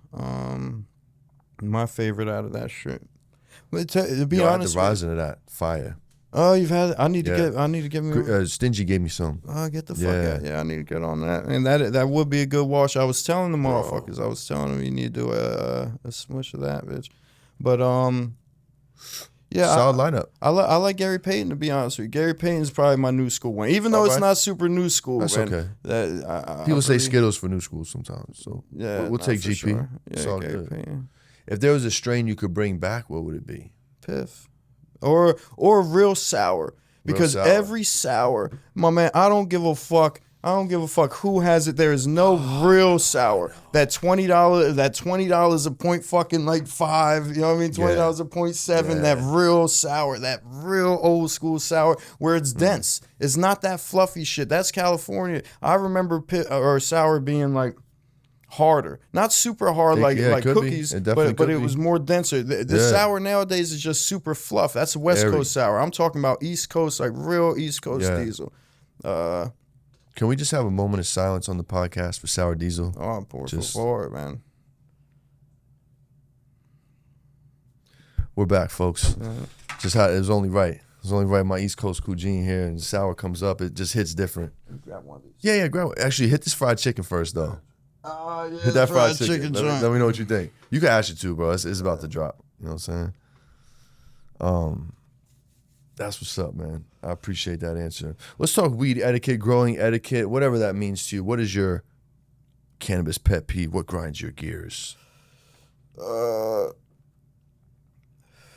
Growing, smoking, selling, whatever. You know, man, I don't like the consumer thinking they know more than they really know, man. Like, I love an educated consumer. I really do, my man. But there are certain things that the consumer just can't grasp. You can't grasp if you're not a grower. So when I have a consumer saying, oh, this has PGRs, the fuck are you talking about, my man? I'm in a legal facility. There's no PGRs in the weed. Like, it gets tested, dummy. You feel me? Fucking dickhead. So yeah, you got them motherfuckers, right? And then you got the other people. You know, this happened a while ago. Oh, this looks like Deps, and you know, that's cool, my man. But I remember back in the day, like, you know, it's just funny to hear these people now, and then they talk about the terps, like, oh man, I can't smoke too much pinene. It gives me this and that, man. Which, listen, it might be real, my man, but to me, you sound like a fucking nerd. You feel me? That's where I'm coming from. So I could be wrong. But you know what? No bullshit, no shade, like, because I've lived in both places, like the East Coast. Not the heads, okay? Don't take my head off. I know who you all are. Our tribe. We're not talking about the good pizza fam and all the people that know what's up. The masses are behind, bro, in education, man. And like, they're talking about shit we talked about here 10 years ago. You know what I'm saying? It's kind of like fashion, whatever. Now, we got everybody on the fashion, on the drips, on the music. Well, it used to be the music. Music is so fucking easily accessible now. We used to have the mixtapes first, God damn it.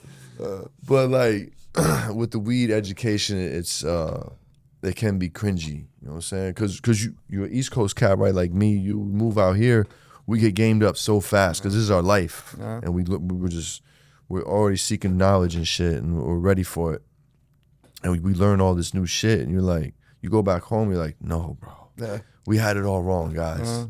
We had it all wrong. Some of your friends will be receptive. Some people will be like, nah, fuck out of here.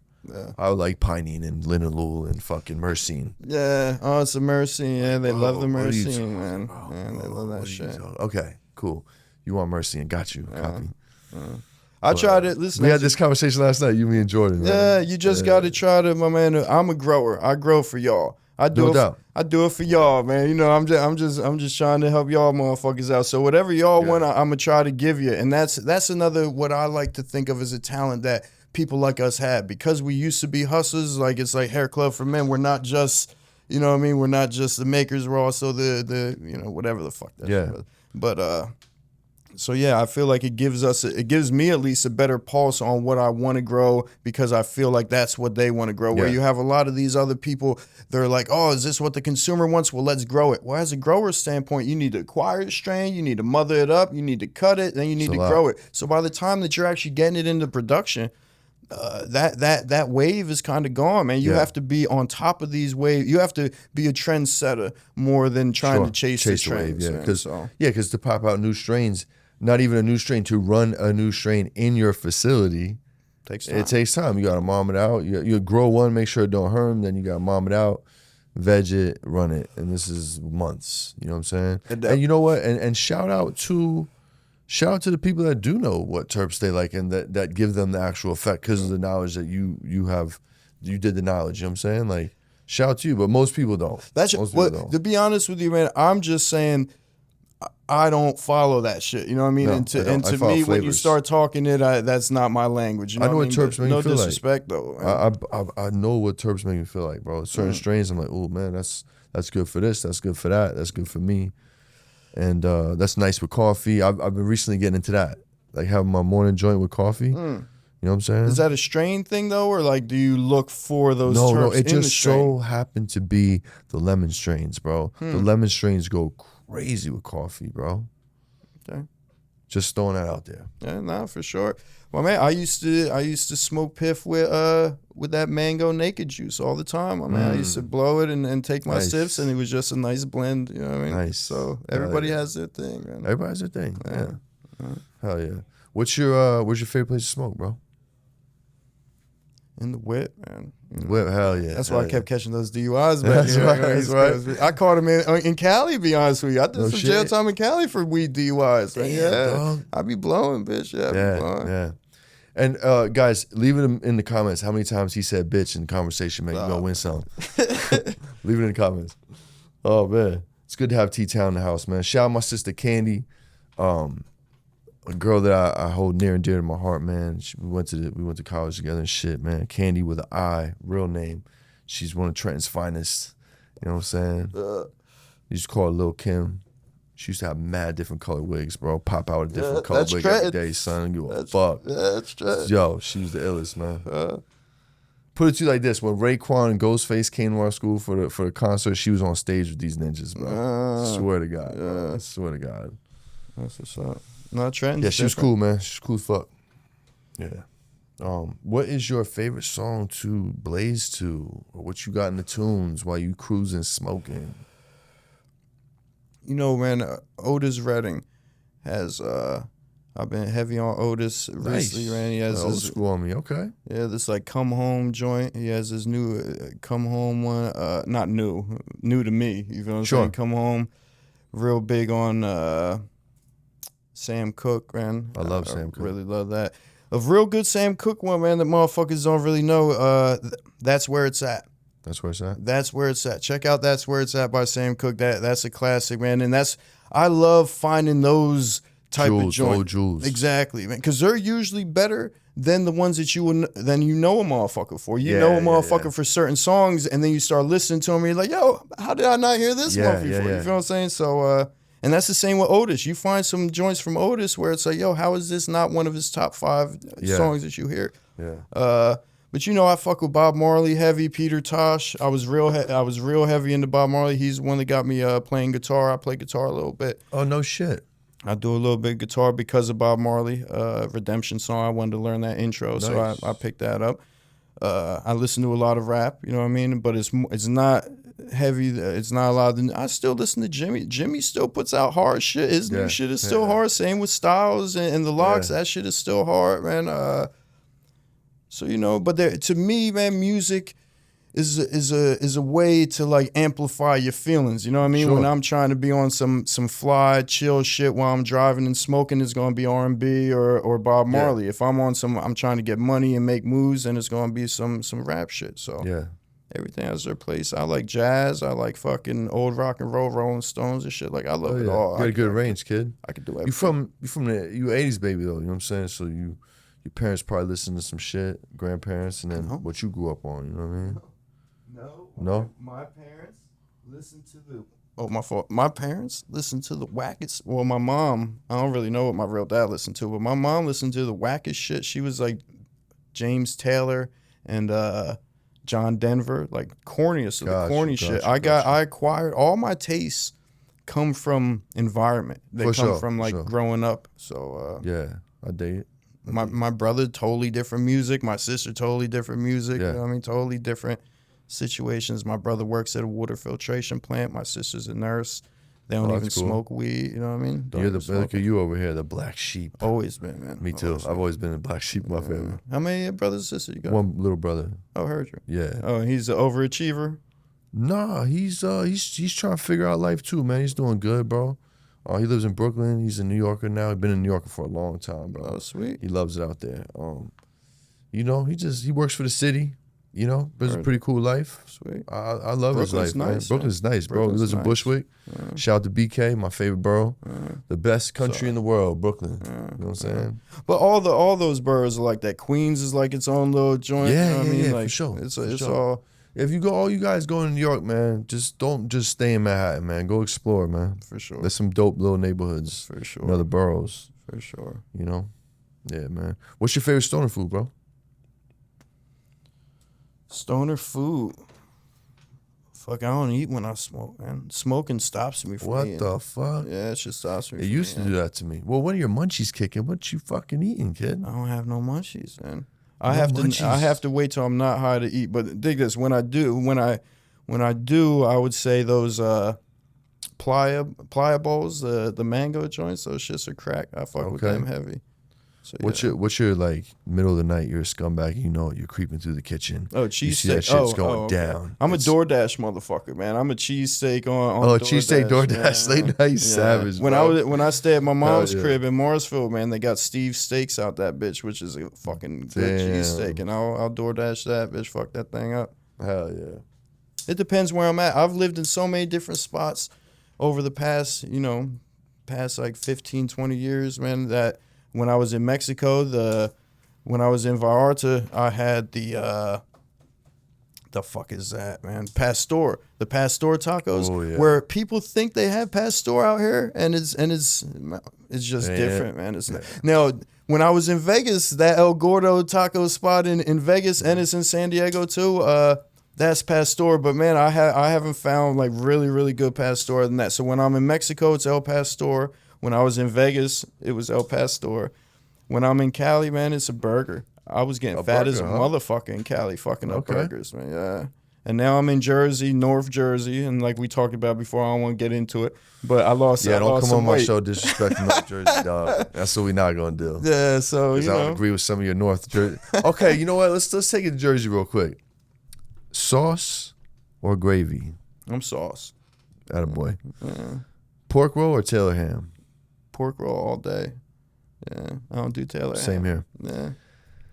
And I get flamed for that because North Jersey's heavy on the Taylor ham. Yeah. Like my whole town. I find that to be corny, man. Like, it's a brand. Exactly. You know what I'm saying? Exactly. Okay, cool. That's like me saying, hey, pass the Heinz. Well, I guess I say pass the Heinz. Oh, shit. That's a bad example, bro. Yeah, that is but a bad Heinz is example. like mad things. You know what I'm saying? It's like ketchup, mustard, fucking relish. Well, and that's what I mean. Like, motherfuckers say pass the ketchup. You know what I mean? Very few people say pass the. And so for Taylor ham to think that it has some monopoly, and to be honest with you, dig this, I never even heard of the shit until I moved to North Jersey. It is so uncommon where I'm from. Yeah, well, I don't even know what the fuck they're talking bro, about. I'm only from North Jersey, but I'm from Northwest Jersey and Northeast Jersey. So it's like, it's different on both sides. And there's still sprinkles of people that say the shit. And sauce and gravy is just depends on your family.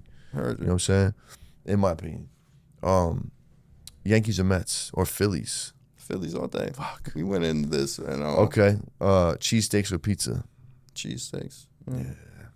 But listen. Motherfucker's Philly, dog. He's a South Jersey cat. And y'all you Central motherfuckers- Jersey, kind of. You're in that weird, we don't really recognize Central Jersey. Shout out to Central Jersey. It's like Trenton. My shit is saying, I don't weird know. because I lived in Philly, right? But I don't take the style from Philly. And no disrespect to Philly, man. I love motherfuckers in Philly. But when I was growing up, it wasn't fly to me. The shell tops and like the John Cena jean shirts and the Abercrombie and Fitch t-shirts and shit. That was a Philly style at the time. And that shit wasn't fly to me. So I was never on. And You used to rock the Philly points? How it used to shape up nah, like this? yeah, You the know what I'm whips talking down. about? Nah, Yeah. man, nah. And I never really use the lingo. I'll say bull every once in a while. Yeah. I'll say joint, but I don't think the joint is really They a got Philly the thing. Johns got me, bro. John, I don't do John. Johns got me, son. Never The did. John got the John by the John. I used to say drawn. I used to say, I oh, never you're said drawn. drawn. I Yeah, never I said used to drawn. say drawn, but I don't say that shit no more. Yeah. That's Sorry, specific. gang. We got to take y'all east real quick. Yeah, You know what I'm super saying? east, man. And super specific. Yeah. That's Okay. Subs or hoagies? Hoagie all day. I get annoyed. When you say a sub, I think of a Subway, like a bullshit one. Nah, it's like Quick Check or Wawa. Wawa, if need Yeah, you be, a South Jersey cat. Yeah. We used to have them up north. I think they do now. I'm a 7-Eleven motherfucker, to be honest with you. 7-Eleven. Because I never order food from none of those motherfuckers. Yeah. You don't fuck with Wawa subs? I used to, nah, I've Dog, done, them shits is crack. For a fucking sub you get at a gas station, for sure. not fucking bad, cuisine. Nah. The meatball joint will fuck your stomach No, up. don't do the meatballs. But You can yeah. do it when you drunk, but it's not a good idea. Nah, that's when I used to do them too. Boy, Yeah, fucking that's bitch up. that's bootleg. Yeah, we have one right by the club, right by my crib. Jesus Christ. They are delicious though. They are delicious. Shit, my bad. They are Yo, fucking this angel delicious. hair is nice, bro. Oh, that's what you're Fuck with smoking it. now? Yeah, I'm smoking Jersey weed on the In Good Cali. Peace podcast in Sacramento, California. Yes, sir. So, what is your definition of success, and has that definition changed over the years? Oh man. So, I used to, I used to get a lot of money back in the day when we was, so I've seen money come. I told you about losses. I take losses. I take gains.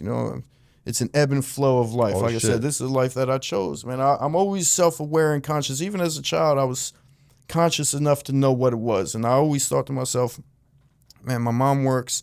Everybody works till they're like 65, 68. Their whole life, they're a slave to these motherfuckers. Get a week off every year. They make just enough to skate by. So at a young age, I chose like, I see easier money. Now, in retrospect, it was dumb. I could have did other shit. You feel what I'm saying? But at that time, I'm like, I don't want to do that. I want to be my own boss. So I started hustling and shit like that. So fucking, it was a different... different definition of success. Yeah, different definition. So now, I'm 41, so I would love to have a kid. So I look at, I was in the plane the other day, saw a little baby, and it's a beautiful thing. Just like I love dogs and shit. I love kids, so I would love to have a kid. Motherfuckers with families are super successful to me. That's why when people beef to me about certain things in certain jobs that I've been to, they want to beef to me about this or that. Like, man, you got a whole family, you got a whole kid, you know what I mean? Like, so, whatever. That's going a whole nother place. So success to me is being able to support your family or being able to support yourself, traveling and never stopping educating yourself, being aware of the world, you know what I mean? Yeah, I dig that. If you could smoke with two people, one that's dead, one that's still alive, who would they be? Man, Bob Marley dead for sure. Bob Marley, that would be fly. Alive, Cameron, man. I feel like damn. Cam is so funny. That was a good combo, bro. That was a good combo. Man. Cam's fire. Shout out to Cam. Is What It Is podcast, one of the illest fucking out the gate getting it, bro. You would know, he wasn't gonna. You know what I'm did saying? you hear this motherfucker's freestyles on the podcast? It's crazy. He murders these. He starts freestyles. brushing his hair. Watch out, son. Yo, crazy. He's about this. And he got this suit on with the shorts and shit. Yo, I fucking love that guy, bro. You know what I'm saying? Like, so imagine blow with this motherfucker. he's great. He's great. Cam's great, man. Cam, you're always welcome on the show if you'd ever want to come on, brother. Yeah, man. I love everything he does. His whole movement he's one of them boys, man. Yeah, for sure. Always and has been. He's somebody that still puts out crack too. You listen to his shit, man. and it seems like he gets better. Yeah. I listen to his old shit, and I'm like, this isn't even as good as his new shit is. Bro, and his Instagram is crazy. You see when he posted after Ghostface dropped his album? I'm Bro, not on go. Instagram. I'm gonna show you. Yeah, I'm gonna show you. You heard Ghostface new album? Nah, It's crazy. Is it? Yeah. It's crazy. Yo, Cam had the mink on, right? He's at the table. He got the scale out. All you see is like 50 fucking 50 like grams of yak bagged up on the table, bumping this Ghostface shit. Shorty's like, Cam, what you on, bro? What you? He's like, yo, man, I'm fucking. It's all baking soda, you know what I'm saying? Of course, Like, come on, man, Ghost got me feeling away, you know what I'm saying? Like it was one of them albums, you know what I'm saying? Makes you want to bag up some work. When that come out? It came out Last Friday, bro. Oh, okay. Crazy. Yeah, I gotta crazy. check that out. Yeah. That's all I've been playing on all my like promo songs lately. Man. Yo, It's great. Supreme Clientele. It's called Supreme Crack. Clientele 2, son. Oh, get out of here! Yes, Because bro. the first one was crack, Yeah, man. come Oh on, man, bro, I can come spit like that on. whole CD, Yes, man. bro. Come on, man. Yeah. Yeah, man. Shout out to Ghost. So now we're gonna shout your favorite plug from back in the day, bro. Who took care of you, man? Who was your favorite plug, bro? Who did right by you? Oh man, I had rest in peace, Yaya. He was out of the town, man. He was out of Trenton. Fucking Yaya. Yeah. Who else? He was my. He comes to my head. I had other Piff guys that I fuck with, and these are just Piff guys, man. Like B Goss, I fuck with my man B Goss. He was the G Shine I was telling you about earlier today. So yeah, I fuck with B Goss. He was one of my Piff guys. All my Piff. I had an African boy out of Bristol, and I love that motherfucker too, man. So all my Piff guys back in the day, man. I loved them all, man. But you know, as far as like big weight. Who do I love fucking with, man? Nah, bro, you ain't gotta shout them all out, bro. Just one. All right, my fault. Because look, bro, plug day is on June 16th. You gotta get your favorite plug something nice. Or if they're no longer here with us, you just blow one for them. And Heard you. Well, yeah, wish for you sure. well. For sure. What day is that? June 16th. I heard you. Yeah, Pac's birthday, if you forget. Heard you. Yeah, man. What's the best financial advice somebody's ever given you? Buy Bitcoin.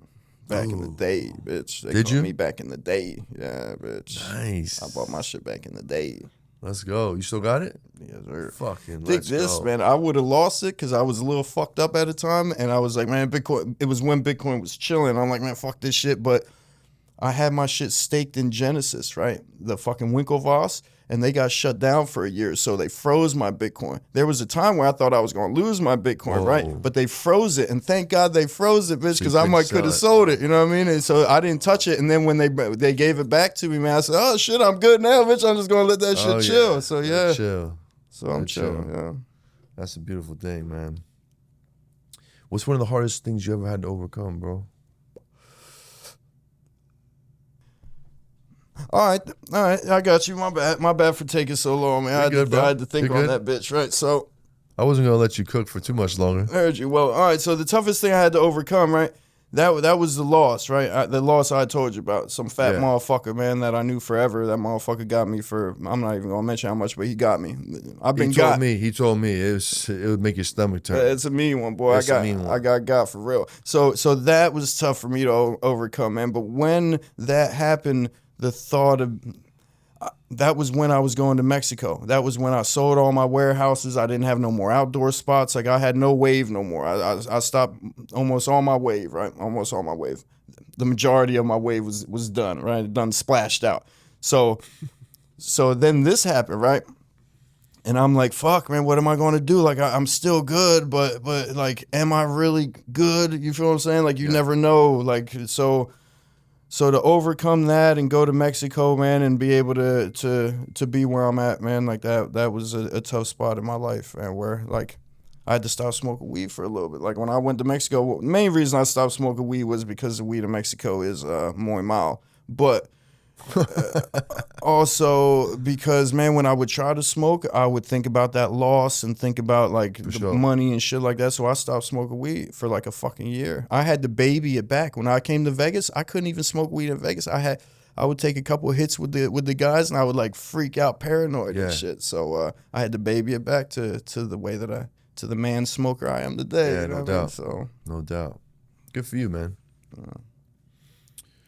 Well, before we get up out of here, man, one last question for you, bro. If you could go back to the young you the day before you hopped off the porch and jumped into the game, what advice would you tell you?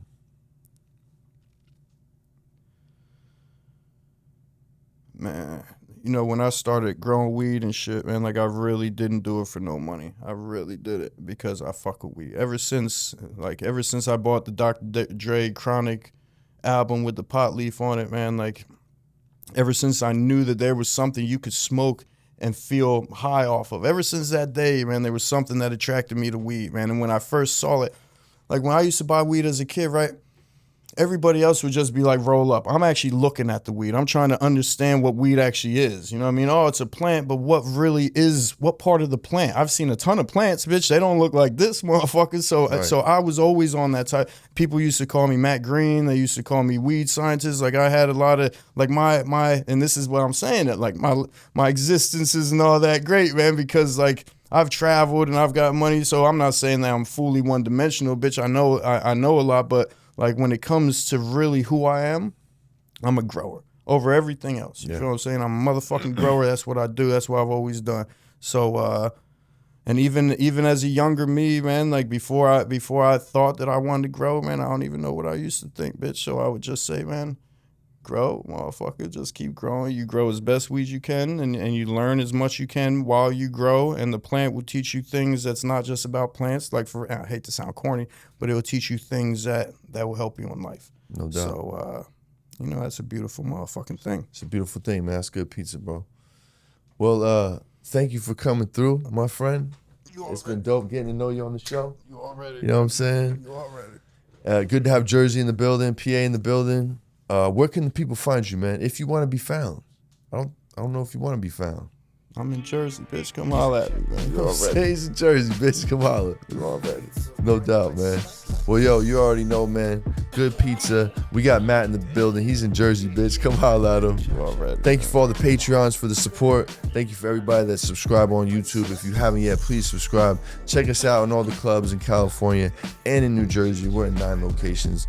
Definitely come by Cookies Harrison. You already know they got the fresh slices. We'll see y'all soon, man. Peace, love, good pizza. We up out of here.